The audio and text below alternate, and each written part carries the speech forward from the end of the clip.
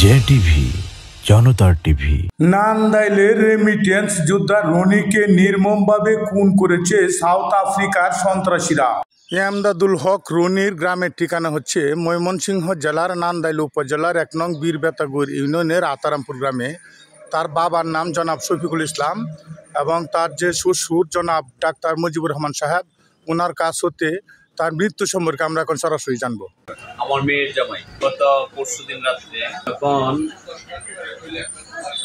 রনির ফোন থেকে ফোন দিয়েছে, আর বিষয়টা জানতে পারছি ওই সন্ত্রাসীরা নাকি তার কাছে চাঁদা চেয়েছিল, চাঁদা দেয় নাই।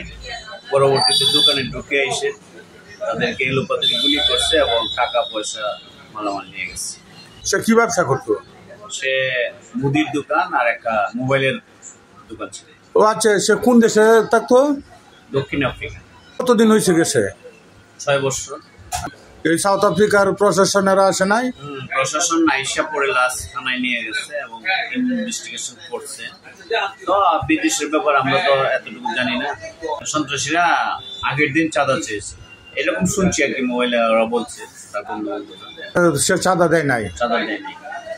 পরদিন আইসা টাকা পয়সা নিচ্ছে এবং তাকে মাইরেও এলোপাতারি গুলি করে মারিয়াও দিচ্ছে।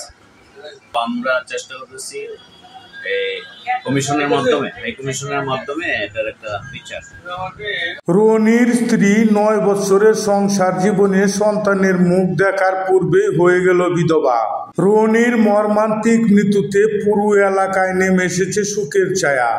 রনির মর্মান্তিক মৃত্যুর খবর শুনে রনির গ্রামের বাড়িতে আত্মীয় স্বজন প্রতিবেশীরা এসে উপস্থিত হয়ে শোকাবহ পরিবেশের সৃষ্টি হয়েছে। রনি সহ লক্ষ লক্ষ রেমিটেন্স যোদ্ধারা প্রবাসে থেকে মাথার ঘাম পায়ে ফেলে টাকা এনে বাংলাদেশের চাকা ঘুরিয়ে বাংলাদেশকে একটি উন্নয়নশীল রাষ্ট্রে পরিণত করেছে।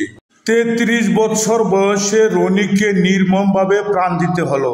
রেমিটেন্স যোদ্ধারা যদি প্রবাসের মাটিতে স্বাধীনভাবে কর্ম অথবা ব্যবসা করতে না পারে, তাহলে রেমিটেন্স যোদ্ধার সংখ্যা একেবারেই কমে যাবে।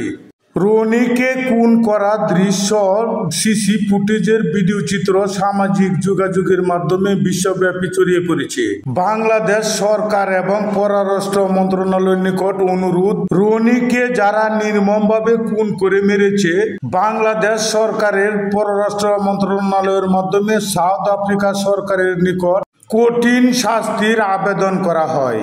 ভিডিওটি শেয়ার করে দিন যেন রনির হত্যাকারীরা দ্রুত শাস্তির আওতায় আসে।